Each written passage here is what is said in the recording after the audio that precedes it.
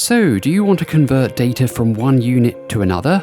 Here we have the average weights for males across 10 countries, but it's in kilograms. We want it in pounds for our American friends. There's a simple to use function called convert. Reference the values in the first argument. In the second, specify the unit of the current data in quotation marks. The code for kilograms is kg.